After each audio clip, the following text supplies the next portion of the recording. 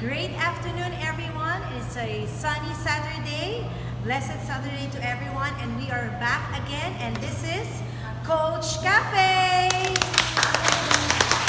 Great afternoon. And we are coming live from D-Cup Coffee Republic. Of course, this is the home of certified life coaches here in the Philippines. And soon to be global.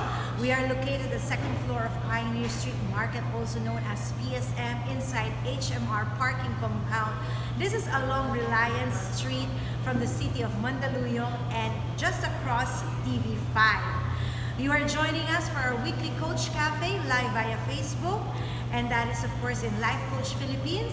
And today, this is our seventh series of edition of the Apprentice for the straight 17 Apprentice editions or episode of Master Coach A.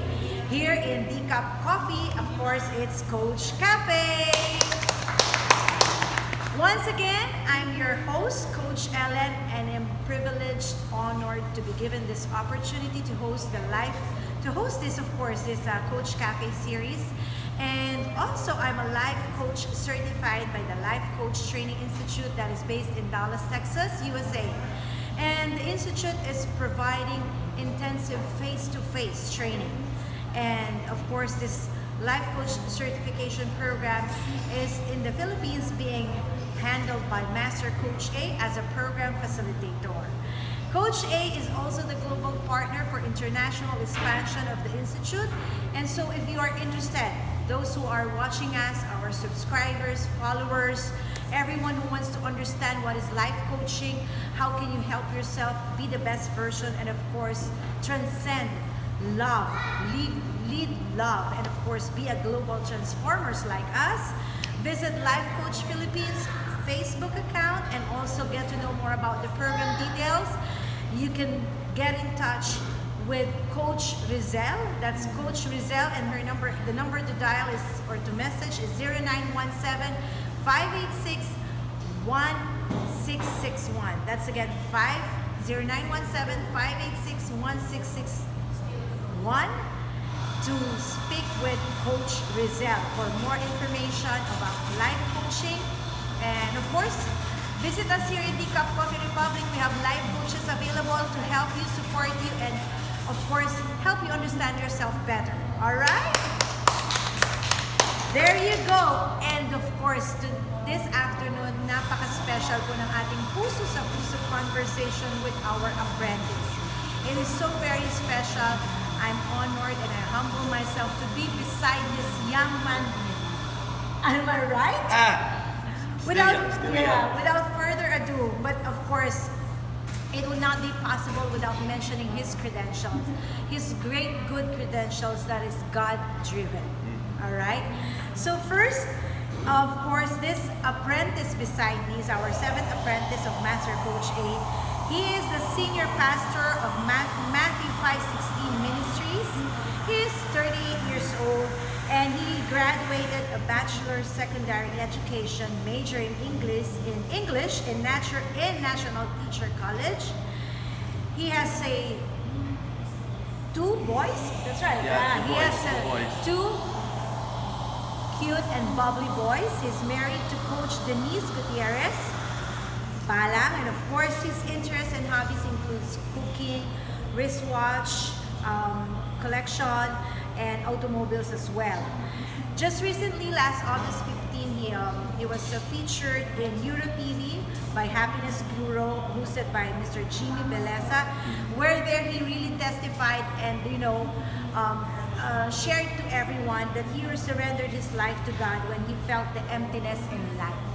So that's very impactful and powerful, and we will hear from him more as we go on with our Apprentice series. With ladies and gentlemen, I'm proud to present to you our seventh apprentice, Coach Pastor Ronald Allan Balang. Hello to all the viewers. Thank you very much. Thank you, Coach Ellen, for that vivid and profound introduction. I'm honored. Thank you. I humble myself, just being with you and always holding hand and praying in a moment of like this. It's really precious, to be in a community that you know that it's not just about ourselves, the people, but definitely centering God. Yes. How are you, Pastor? Better than good. That's wonderful to hear. Yeah, tell us. Make some cuento. We want to understand who is Ronald before being a pastor, being a coach, being an apprentice. So, who is Ronald when he was a child? Maybe about 10 years old or below. Sino si Ronald? Well, I actually had a lot of words trying to identify, to describe who Ronald really was. But then, due to the learnings that we acquired in life coaching, I can now coin the word driven when I was at probably 5 or 6, 7.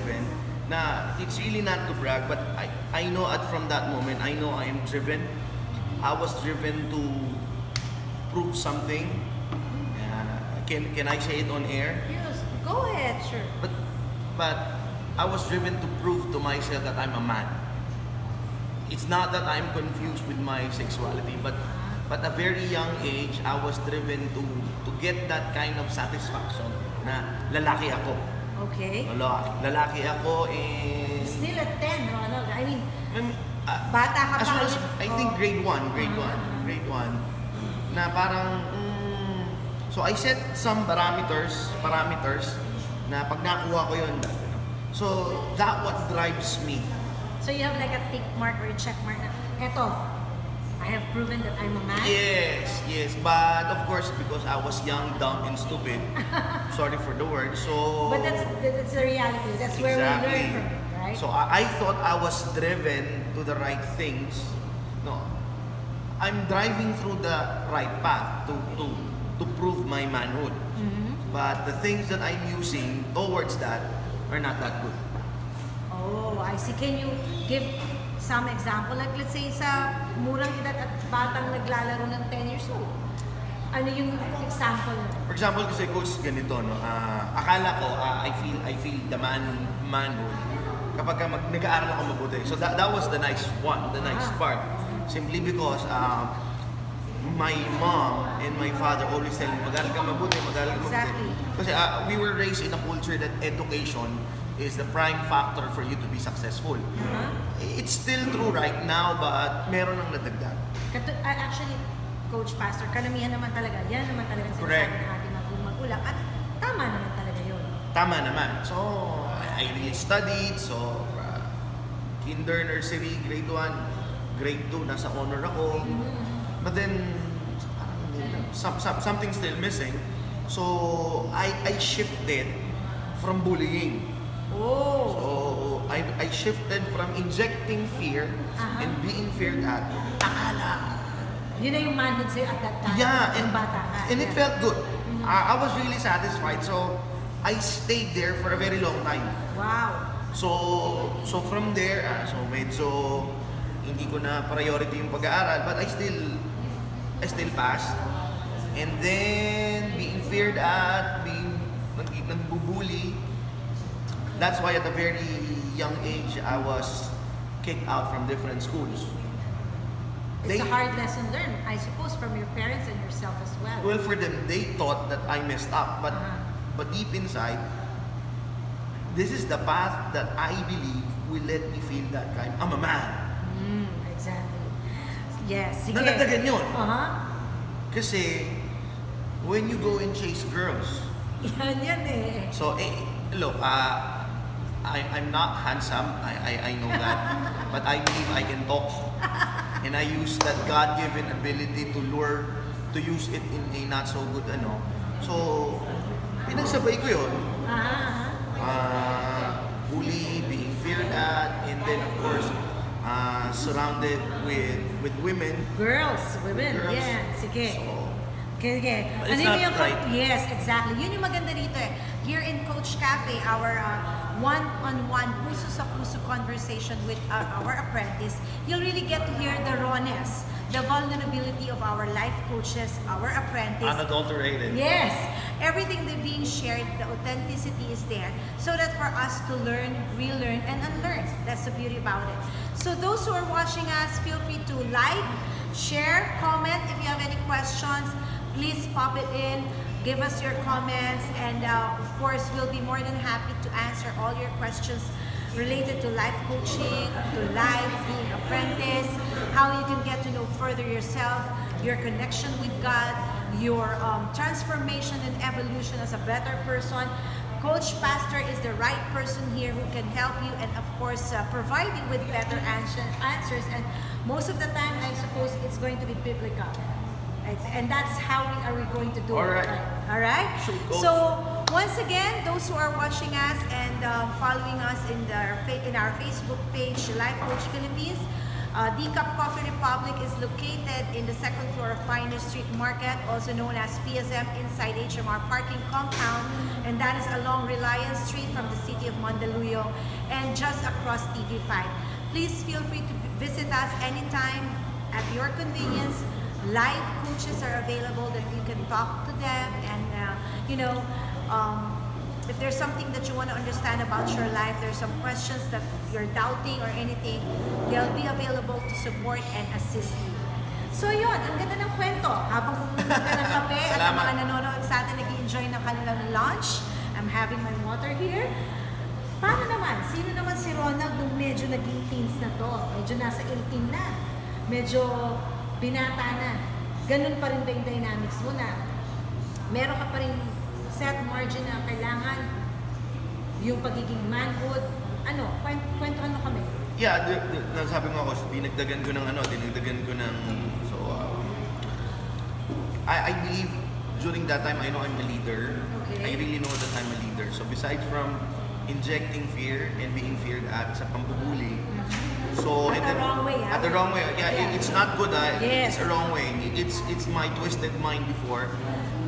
So I began to join fraternity. Okay. I have one fraternity that I really joined at when I was in second year. But then things got bumpy. We didn't end up well. So something happened. Meron kaming sinali. So muntik na matay. So that's the reason why I transferred from different school to different schools. So I decided, I think I can do this on my own. There was this utak ko talaga na pag nakita ko na kaya ko itong gawin eh. So dinagdag ko, so during my teens, so I put up my own gang. Wow. So nung unang panahon, Talagang fearless ka dyan, Ronald. uso yung mga gang. So we put up our own on Project 6. Okay. So I believe I had 200 members, different That's a areas. lot. Yeah. So that's when I fully discovered siya, may leadership ako. But then, so nangyayari yung tatlo na yon. So the organization that I lead, the vices, the delinquency, and of course bullying and the pag-aaral. I really put it in intact. And in all those, and then of course, kasi I was young, dumb, and stupid until at the age of 21, 20.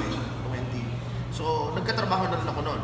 Oh, so you're working already, and still not yet realizing that all of these things that you're doing are not on the right perspective, not on the right track, or... I know it's not right, but I'm enjoying it. Okay, yes, of course, that's the typical all of us. Then, di ba? I'm convincing myself that it fills the void na meron ako sa puso. So medyo mayabang din kasi pagka-graduate ko, nagtatrabaho agad ako eh. Wow. So it's not So, Good for you. Pero, so ano yun? Paano to ngayon, Ronald? Saan dumating yung punto o pagkakataon na, wow, parang kailangan ko atang matakot sa Diyos, or parang, wow, na-realize ko atang mali ito, o parang, bakit ito ginagawa? So, kailan pumasok yung realization and the thing that you have to come up and say to yourself, this is it, it's the end of this, I have to redo everything? two things. Number one, God opened up my eyes. I believe it's God. Awareness that I have so much to lose and I have so much to gain. I have so much to lose if I keep on living the way I'm living nung mga panahon na yun. So, lumiliit na kasi yung mundo ko. Yes, oo. And araw-araw, I'm sure sa family, magulo, parents. Magulo. Laging nag-aaway kami. Nag-aaway, yung ganyan. So parang napagod ka rin ba? Yeah, I think that's the term, napagod. Tapos, nung nakita ko, and then I had so much to gain pag nagayos ako. So that's the first. But then another thing na talagang ang parody, my weakness is really women. Oh. But it was a woman that God used Okay. to turn my life around. Alright. I had this girlfriend before. So hindi pa to si Hindi pa si Denise. Denise, okay. So Tell us the story about it. How God used a woman to turn around your life 360 degrees and made you a better man. Ang weird niya kasi I began to hate her. Oh. And that was yung pinakamatagitong girlfriend kasi I think naka 1.5 year kami. Pinakamatagal. Yeah, pinakamatagal ko yun. Pinakamatagal na yun, grabe Okay. So dahil may girlfriend ako, so hindi na ako nang bababae. Oh. But I failed twice. I failed her twice. So, tinanggap niya pa rin ako. Sabi ko, grabe to. Bait. So because of that, so we started attending to our church. Okay. So she opened your eyes to going to church? No. Parang sabi ko, parang naisip ko na para mas okay pagka mag-church. Parang pa-impressive ka. Kasi pala, I grew up in church, by the way. Okay. Despite of those things that you're Exactly. doing bata. I grew up in church. It was my mother who raised me up in the faith, believing that every Sunday, somewhere along the way, God can penetrate your thick-headed skull. Which it did eventually. Alright. So dahil nga, may girlfriend ako, so dinala-dala ko. So, every time we attend, parang tinatamaan na ako sa mga message. Okay. And then, I suddenly began to hate her. Because natatamaan na yung puso mo doon sa mga messages na narinig mo sa church, mga God's That is a word. factor, and besides from the fact na I know for a fact na pagka magkasama kami, meron kaming ginagawa na hindi dapat. And then here you are going to church. Exactly. Wow. And then there's the awareness na. So I began to withdraw, I began to ganyan. And eventually we gave ourselves, I gave my life to Jesus Christ first. Wow. And then eventually, probably 3 to 5 months, she also gave her life to Jesus Christ. So, amen. Amen. We parted ways. As friends, and then Yes, surrendering friends. your life to Jesus Christ. And until now, we communicate. Until now. Paano yung transition na yun? Pastor Coach Ronald, kwento mo kasi para for those who are watching us, they can be enlightened, they can be inspired that, after all those bottom rock of your life, you can always rise up with the help of our good Lord and be as strong as you are. Coming up there and really beaming and shining because of God. Paano yun? Ano yung mismong aspeto na, gising na ako, eto na Lord, I surrender my life to you. Alam mo, it's I really, alam ko ang pre-encounter noon was really my mom. Okay. It was really my mom who always prayed for me. Who, every time yan, pag nagba-Bible study sila, what's your prayer request? Si Allan. Yun lang yun, si Allan. Okay. And I believe it's really high time during that time. So, nanay ko, hindi talagang 180 degrees coach na talagang From the bad boy. nawala yung appetite ko, hindi ko sinasabing totally na ako, minsan sumusundod pa rin. But totally nawala yung appetite ko sa violence, nawala yung appetite ko sa babae, vices, nawala yung appetite ko sa nightlife. So, and then you just realize suddenly na, you're now into reading the Bible, understanding His words, God's message. So, tinamaan ka na, nandyan sa puso mo to. And then, how did you lead your life now? Ano yung career mo? Paano ka? Siyempre, you know God's words and you know the things that you're not supposed to do, and those things will guide you and help you be a better person. Paano yung path mo niyan? How did it... I did the thing that I'm very good at. I talk. Okay. Wonderful. That's your language of love, I suppose. Yeah. Thank you. So Same with me. I think we're both. I know. I can sense it. So But first, just to say, the early struggle was I had no set of friends. Kasi Siyempre, wala mga, eh. Oo, yung mga bad boy mong kasama, iiwan ka niyan. Iba, and then they really laugh at me. But then I began to connect with my church friends. Okay. And then, just like what I said, I did what I do what I'm best at, yung magsalita. So I offered, hindi ko in-offered actually. So pumunta ako dun sa mga nagtuturo. So una kong tinuruan mga bata. Okay. Mga bata, tapos You're with other pastors or mga churchmates din? mga churchmates, yung pastor namin, o sige, pasamahin mo sa mga bata. Okay. So I believe it's one of my best training talaga kasi nagturo ko sa mga bata, we go to depressed areas, ano lang ako tingin-tingin. Observe. Kaya ko to. And then you pray, I guess. Of course. Yes, They gave me a gig.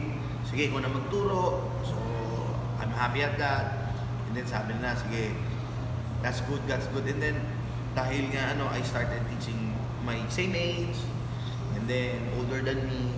So, eventually, sabi ko, I believe I am going to the pastoral ministry, Okay. which I thought it's easy, Uh-huh. but it's not. Yes. So when was that, pastor? About 3 years ago, 5 years ago? Oh, I've been a pastor for 17 or 18 years. Wow. Kasi I'm 38, so I graduated at 20 work, and then 21 went to the pastoral ministry. So that's your career already, being a pastor. So how was it? Siyempre, people really look up to pastors. Yan talagang sasabihin natin na lalapitan ng mga tao if they have any problem, if they're doubting God, if their faith is not strong. So, people come and go and reaches to you, I'm pretty much sure. So, ano itong, nag-one-on-one kayo, you pray for them, tapos Bible study. Tell us, kwentuhan mo kami, pastor. Well, every principle that I operate upon really is upon the Word of God. And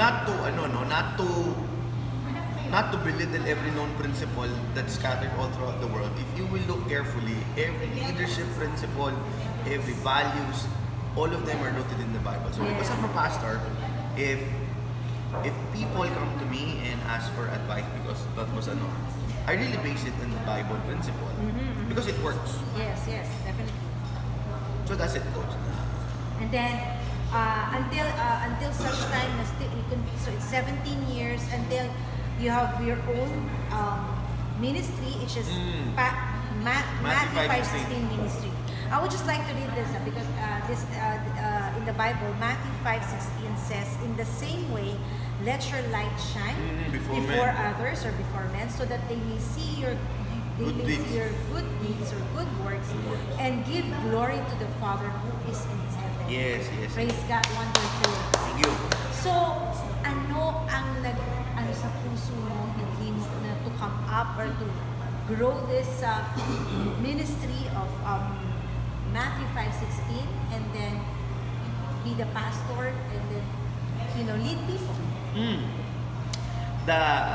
For the background of those who are listening and who would be listening to this, I am a United Methodist Church minister. I'm an elder. Okay. I am an ordained elder. So since I'm a part of this organization or this group called the United Methodist Church, so if I want to be a pastor, I am under what we call the itinerant ministry. Meaning to say, the bishop decides on where church you will be assigned. Okay. Based upon their assessment on your gifts and your skills and your talents. So you have your own locality. Exactly. So my first assignment was in Lemery, Batangas. So it's really probinsya. Doon medyo na-shock ako kasi alas 6 pa lang tulog na yung mga tao. Wow. Okay? So, and then after that, I stayed there for a year and then I decided I need to go to the seminary to finish my Master of Divinity. Okay. So I was sent to Cavite. And then while in Cavite, they assigned me to a local church in Bawan, Batangas. So I was 3 years there. And then after there, I graduated from the seminary and then they asked me to go to Maykawayan, Bulacan. Wow. So if you are listening carefully talaga, Manileño ako, dinala ako talaga sa probinsya. And I believe those were the greatest training in my It's not your days. comfort zone. It is not, totally not. So after a year in Bulacan, in Maykawayan, so they decided, so now it's time for you to go back to the city.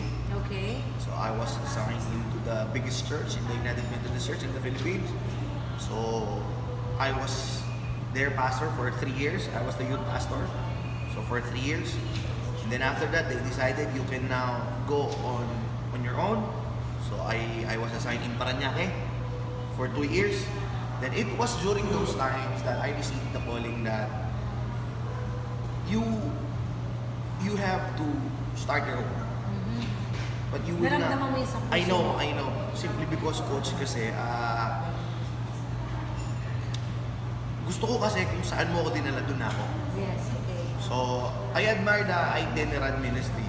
Pero, yun yung heart ko, yun yung calling ko. So, I began to talk to the authorities. And they allowed me. Thus, the birth of Matthew 5:16. And it's been here for 7 years. Praise God, wonderful. So, that's the story. That's very inspiring. Once again, those who are watching us live via Facebook and Life Coach Philippines, please give us your comments, thumbs up, or if you have any questions, clarity about life coaching, feel free to send us your questions or comments.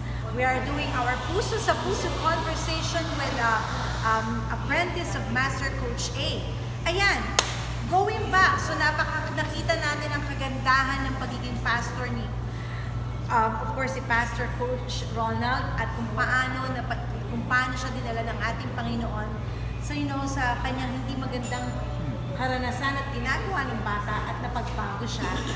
Paano naman pumasok ang life coaching? Kasi when people get to hear you as a pastor, people are already admiring you, people are already respecting you and giving all that,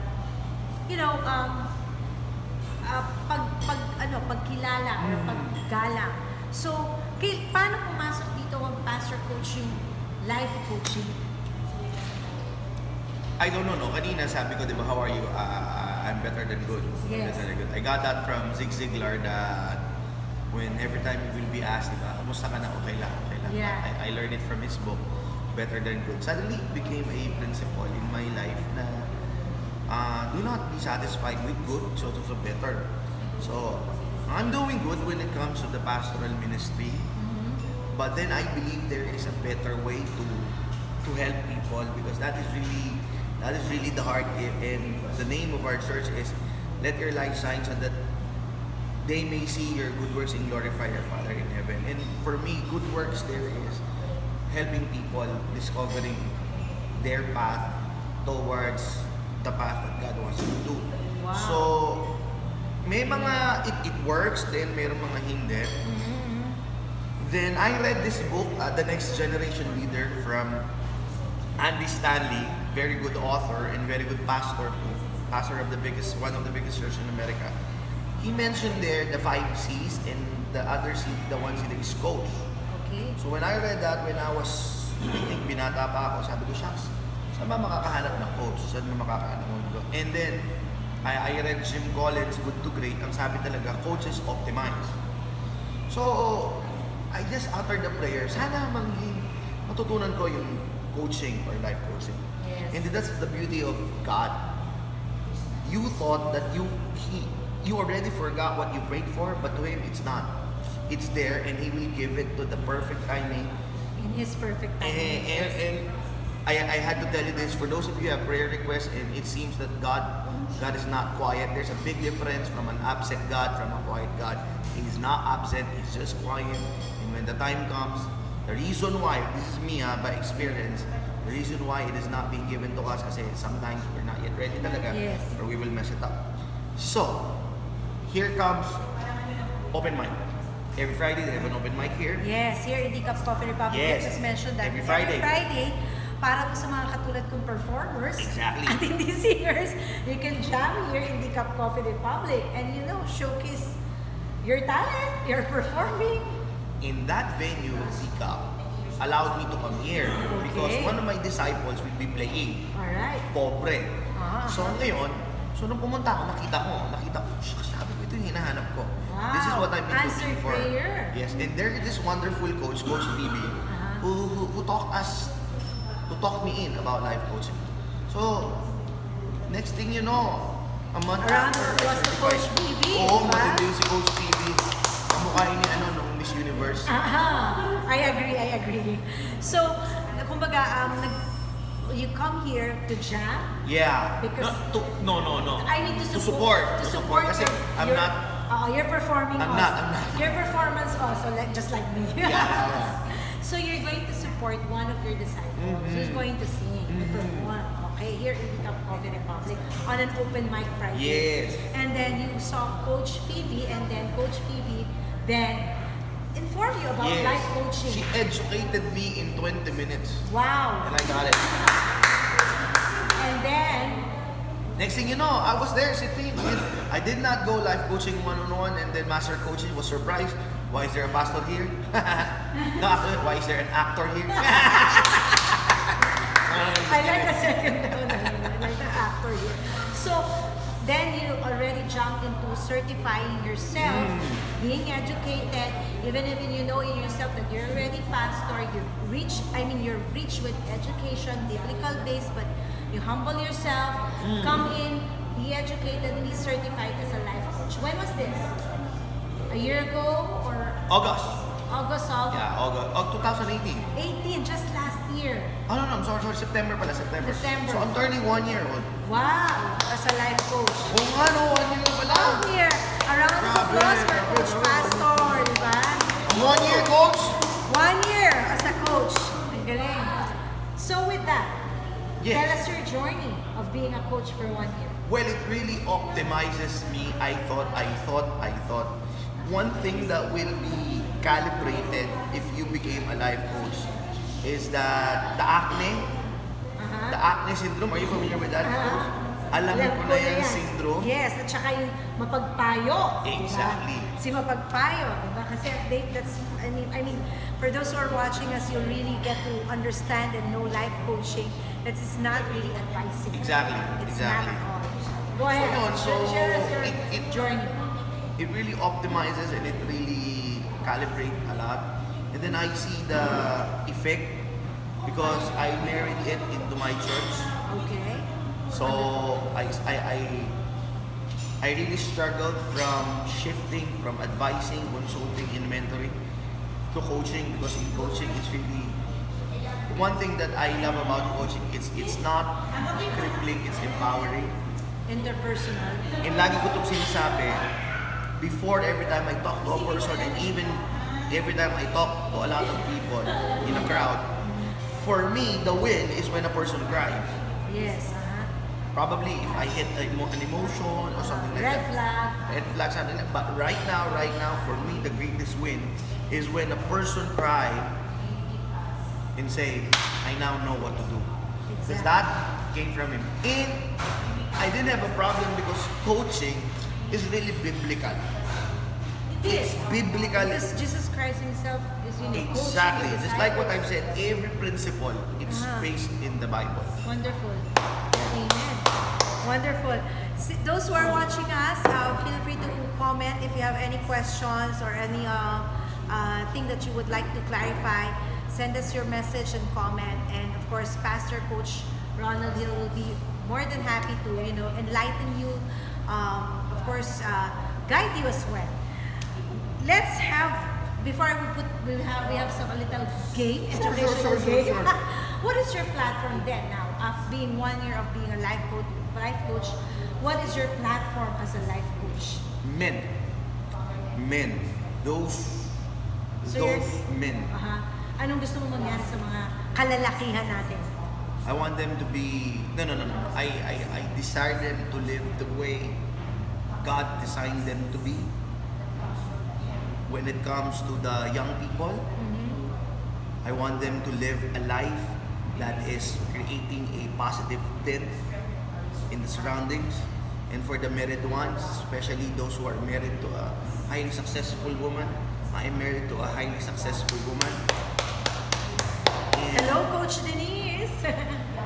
the culture that we are we are forced to swallow right now that it's the men who should be the one on top. But Yes. the original design, it is not a power struggle, it's a power union. Wonderful. And I want them to be empowered that you do not look at your spouse as something to compete with, but something to unite with, because that is the Okay. meaning of dominion. To unite, not to... To unite. Yeah, not to, how did you say that, Pastor, again? Not to Compete with. Yes, It's not a wonderful. competition. Wonderful. And those men who have a vision, who wanted people to take them with their journey. So those are my platform. The young people who wants to create a positive them. The married men, it is not a struggle, it is a union. And then of course those men who have a vision. Wonderful. Very Because- well said, Pastor. Yeah, thank you, thank you. Ang ganda. Nakakataba ng puso at nakakatuwa na, alam mo yun, sa panahon natin ngayon, in this modern day times, you know, that there are men like you being led by God to, you know, to shine and to shine for Him and, you know, to continue being a blessing to others. Thank you. Ayan. So maglaro tayo ng konti. Sure, Coach. Sure, Coach. Educational game. Yeah, sa mga audience, hello Coach Clint. Thank you, Oo. ha. Hi, Coach Clint and Seth. other coaches, Seth, and also other coaches who are watching us. And for those who have any questions or comments, do we have any questions there coming in or any greetings? Wala naman? Alright. Anyways, magandang hapon. It's still mainitan na talakayan dito Oh, tayo yes. sa Puso Conversation of Coach Cafe Apprentice Series. We're getting to know 17 apprentice of Master Coach A. There you go. So here's what we will do. I'll give a word. Sure. Coach, can you help us give Pastor Coach, give us a Bible passage appropriate to it. All right. First, love. Oh, of course. The love verse, 1 Corinthians 13, Very good. verse 14. All right. Faith, these three remain, faith, hope, and love, but the greatest of these is love. Wonderful. Thank you. Well said, Coach, Pastor. How about blessings? Any Bible passage that talks about blessing? Well, I just like the recent one that I'm studying right now is the Matthew 5. It's in the Beatitudes. Blessed are those who hunger and thirst for righteousness. Blessed are those. Actually, it's the attitude. That's it. Look at Beatitudes. And the beautiful, it's the beautiful attitude. Wow. That's it. So the blessing of having those beautiful I attitudes. didn't realize that. Ang ganda, ang ganda. Thank you, Coach. Amen. Ang galing. How about salvation? Salvation. Any Bible passage that you can share to our audience the word salvation? The most famous one, John 3:16. For God so loved the world that He gave His only Son, that whosoever believe in Him will not perish but have everlasting life. Just believe. Amen. Amen. How about fear? Fear. I cannot recall the exact verse, but it was the time when Peter boldly asked Jesus, "Is it you to walk on water?" Kasi they thought it was a ghost, so they were Yes. afraid.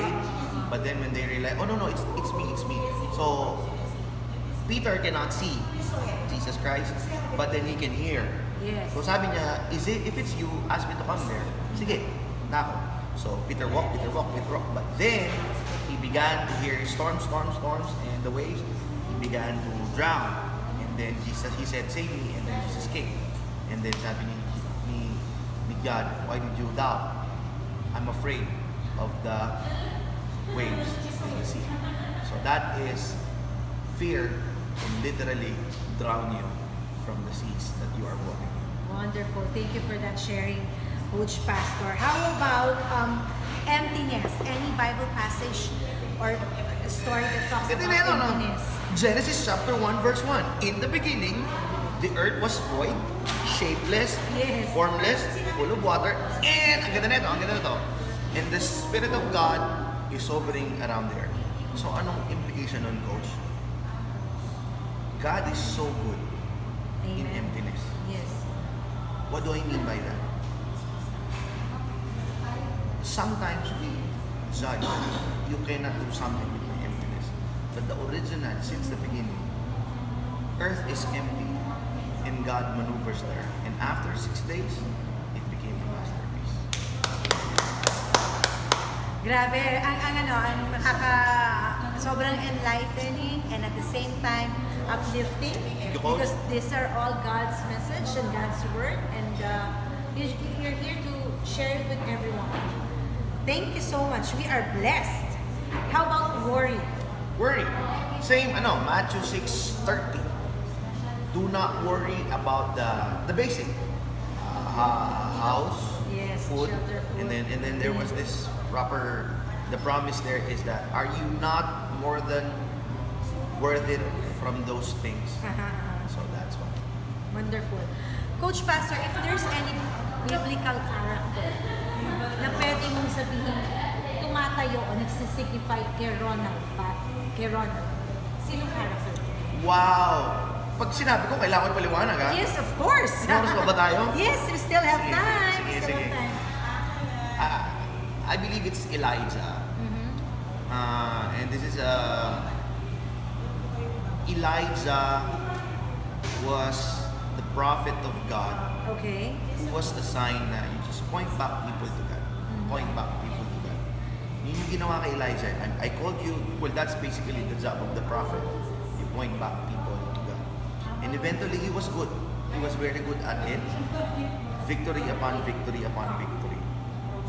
But then there was a time in his life that he suffered depression. So, it may look impossible for a mighty man. Grabe to, Kus, nagpababa ng apoy. Yes. Sabi sa ulan, huwag kang umulan.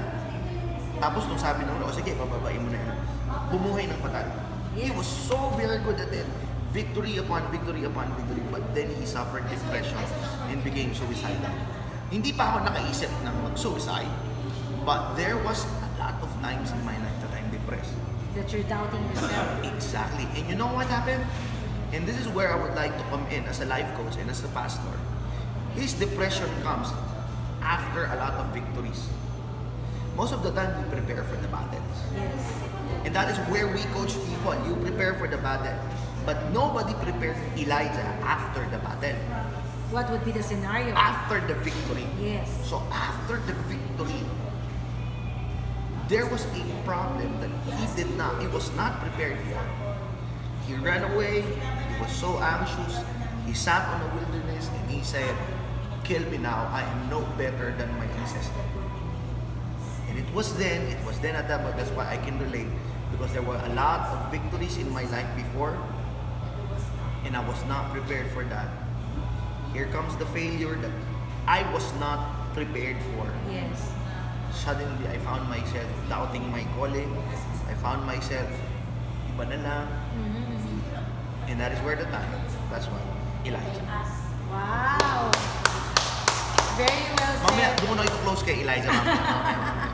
So nakita po natin yan for those who are watching us from being a bad boy, bad guy, to becoming a pastor, a life coach, and then saan pumasok yung being apprentice?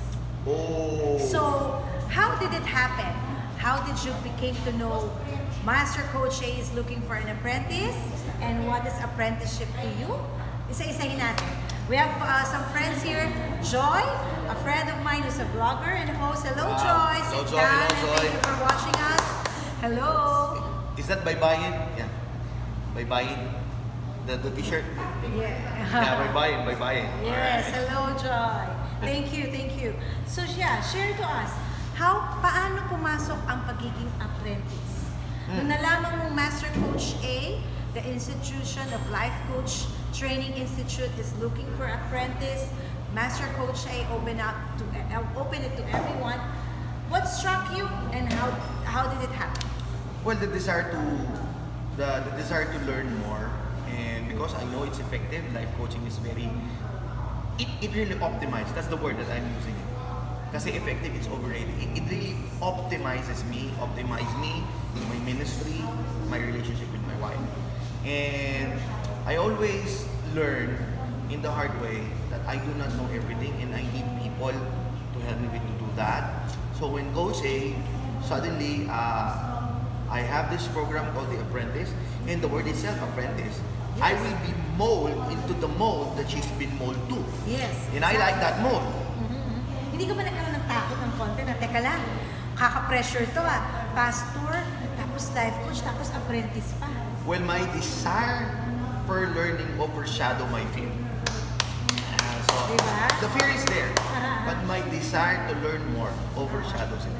It no longer has a grip on me. So, kumbaga, it turned around na wala lahat yung fear na yun because of course the desire to learn. It's there. Lalo na pagkaharap mo yung Allan. I call her Allan. Kanina lang kaharap ko eh. Medyo nininervous ka. Na-reprimand ako.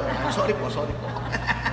But that's wonderful, that's how the family here in Life Coach Training Institute works. And I mean, like, we're okay to be guided, reprimanded, and we're okay to accept those guidance, those corrections, because that's where we will grow. Right? Yung iba... And that's the beauty of life coaching, the vulnerability of accepting whatever happened to you in the past, and how you will grow and improve further as a person. So now that life apprenticeship is in you now, Pastor Coach, what is your vision? How do you see apprenticeship, and what is your vision being an apprentice in years to come? Well, the end goal of this really is to become a master coach. Yes. And I want to have a tribe of my own, pattern from the mold that Coach A had shared to us. That actually, Coach A was very generous in sharing. Yes. I agree. We all agree. There is a payment for it, but compared to the wisdom that she's giving to us, parang coach, nag-Vikings ka, binayad mo 5 piso. Exactly. So, ganon. So that's my end goal, that I would do my own certification class under the institute, of course. Of course, yes. So that's the end goal. Of course, of the Life Coach Training Institute. That is based And for my fellow pastors to embrace, to see that there is great gem in life coaching. Wonderful. Very well said. Exactly. Kumbaga, syempre yung mga kasama mong pastors, you will help them out already and be educated. Be a complete package. You're a pastor and then you're a life coach leading with love. Right? Quickly, can you share with us also the activities of your ministry? Well, this Sunday, If there are some people, some life coaches, or there are some individual who would like, of course, to get some light and get clarity, and they want to be, of course, be guided. I like that clarity. Well, our church is situated here in DCAP because we really merit life coaching and the ministry. It's every Sunday, 5 p.m. So there is a worship service there. And every Wednesday, we have this upper box. So every Wednesday, 7:30 p.m. And this coming August 22, I have is it 21? 26, the holiday, the last Monday. Okay. I have a coaching talk called Relationship Fuel. Wow. So Here in DCAP Coffee Republic. What time? 7:30. Let's invite once again everyone. So Coach Pastor here has a live talk here in DCAP Coffee Republic. Ano lang, no? Meron pa wala akong nagbutan. September 10, I believe it's first, we will gather 50 pastors. And Here in DCAP Coffee Republic. No. Somewhere in Manila, a hotel in Manila. I don't know the ano. But we will do a life coaching one-on-one and I believe we will do some learning gaps. Wow. So yun. Excited for you, Pastor. Thank you. For your tribe and for your ministry. Congratulations. Let's give a round of applause once again to our 7th apprentice, Coach Pastor Ronald Allan Balang. Ayan. And if for my last question, as my trademark as a host and coach for Coach Cafe, should I have a genie here right in front of me? As an apprentice, what wish would you like to wish as an apprentice to, let's say, to your tribe, to your ministry? What wish would that be? It's always humility. As they say, humility is always fashionable. Because it's not a cliche, but I really learned it the hard way and now I'm enjoying it. Because when you humble yourself, God will expose you to things that you were not exposed to. Because He can now carry you. If you're not humble, He will not. And when you're exposed, you will experience things that you haven't experienced. And that is where the evolution will come. So I really like humility, because that is the first attitude in beatitude. Blessed are those who are poor in spirit. It's really humility because of the exposure that God gave and the experience in the evolution. Very well said. Let's give a round of applause to Coach Pastor. Thank you so much for watching us. This is again another edition of Coach Cafe. We'll see you again next Saturday, 12 o'clock, for the Apprentice series of Master Coach A. Thank you so much. See you again. Bye. Thank you.